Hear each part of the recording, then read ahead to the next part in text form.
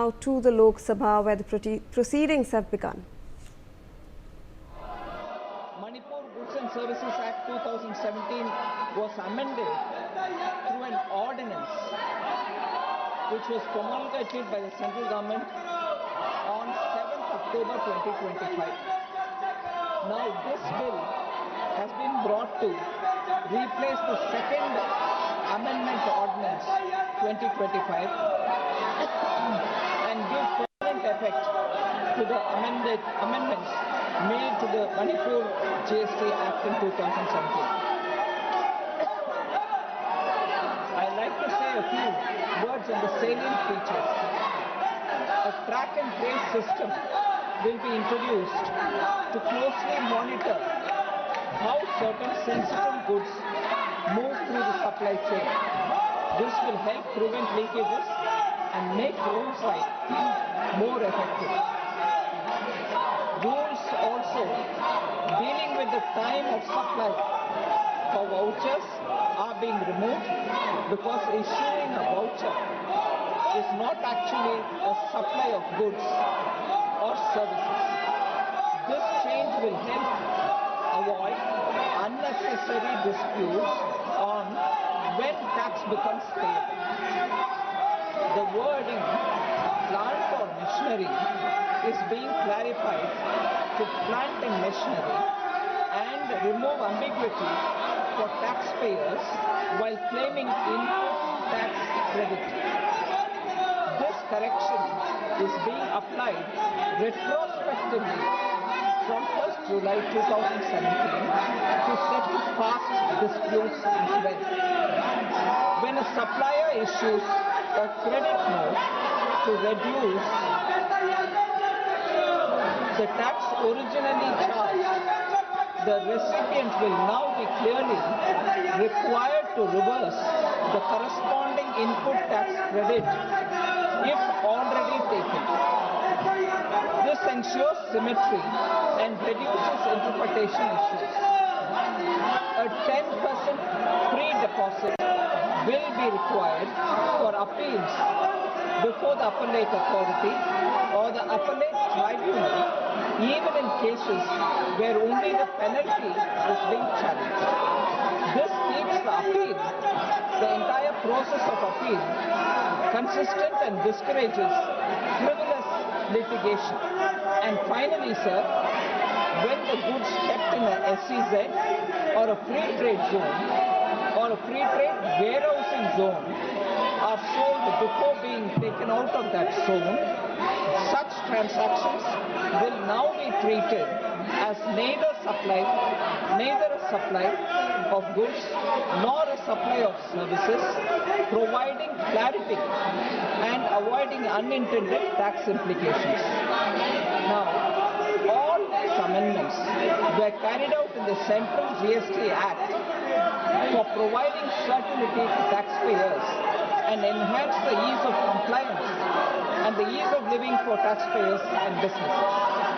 It is important, therefore, sir, that these amendments are carried out in the Manipur State GST Act as well, so that taxpayers in Manipur also benefit from these changes. And that is why I request the House to kindly take it up and pass it. Thank you very much.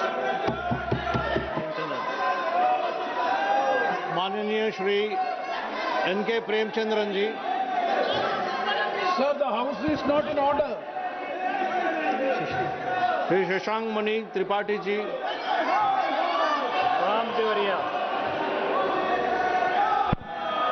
प्रणाम देवरिया। माननीय सभापति महोदय, सर्वप्रथम मैं विपक्ष के इन नारेबाजी की निंदा करता हूं।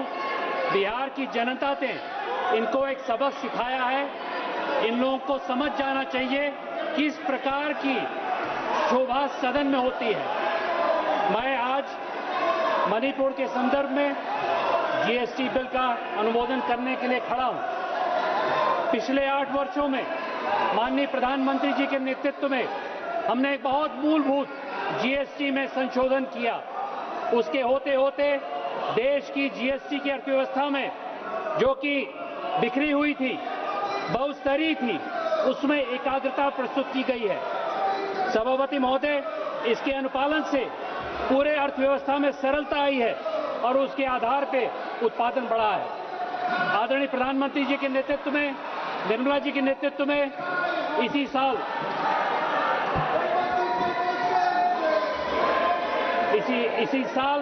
हम लोगों ने एक और उसमें संशोधन किया जो कि जीएसटी 2.0 के नाम से जाना जाता है।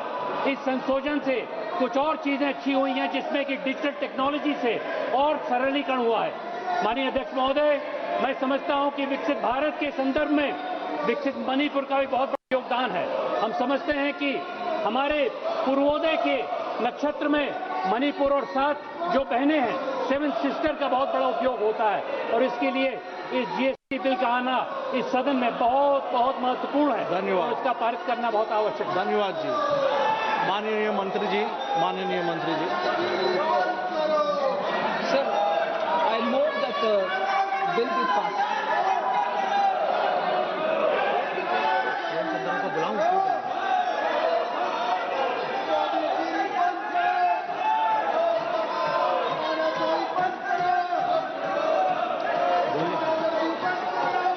श्री एन.के. प्रेमचंद्रन जी, श्री एन.के. प्रेमचंद्रन जी।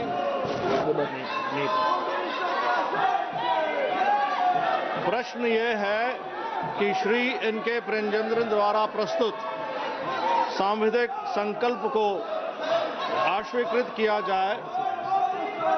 जो सदस्य इसके पक्ष में हैं वो हाँ कहें, जो सदस्य विरोध में हैं वो ना कहें। मेरे विचार में निर्णय ना वालों के पक्ष में हुआ है, ना वालों के पक्ष में हुआ है। सांविधिक संकल्प अस्वीकृत हुआ है।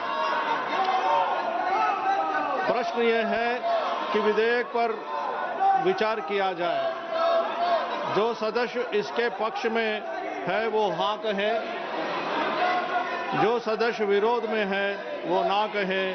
मेरे विचार में निर्णय हाँ वालों के पक्ष में हुआ, हाँ वालों के पक्ष में हुआ।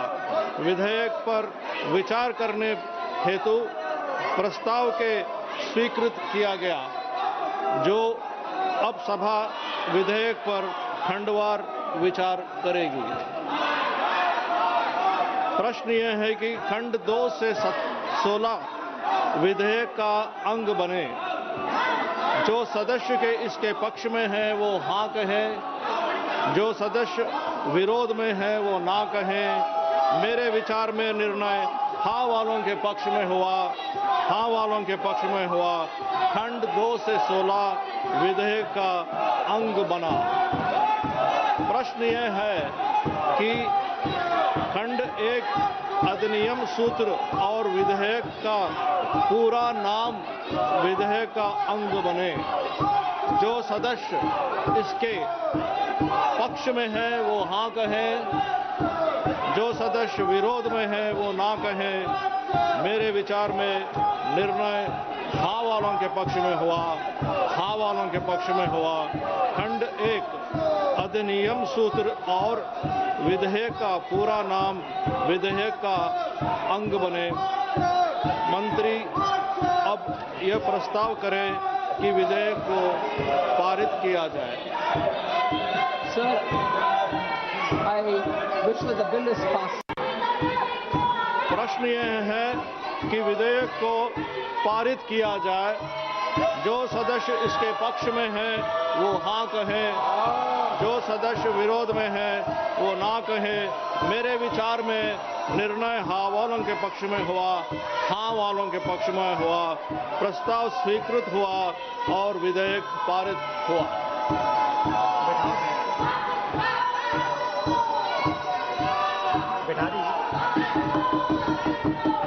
अब kindly be seated, please be seated. अपनी अपनी जगह पे पधारिए। अब अपने अपने जगह में बैठिए please. Let the proceedings go on. I will listen to you, I will listen to you, but not like this. Kindly go back to your seats. Kindly go back to your seats so that I can hear you. Now I just can't hear you. There is no way. Let somebody speak. Let somebody speak. If 20 people, 40 people speak together, I can't hear. नहीं, आप क्या चाहते हैं? Proceedings चलना ही नहीं चलना है? आप बता दीजिए ना, आप बता दीजिए. You want the proceedings to go ahead or not? You want to be heard or not? If you don't want to be heard, सभा की कार्यवाही कल मंगलवार दिनांक 2 दिसंबर 2025 को प्रातः 11 बजे तक लिए स्थगित की जाती है.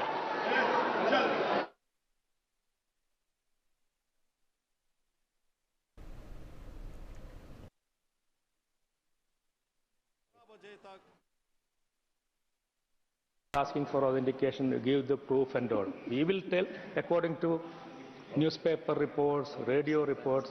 So we cannot be authenticated every time.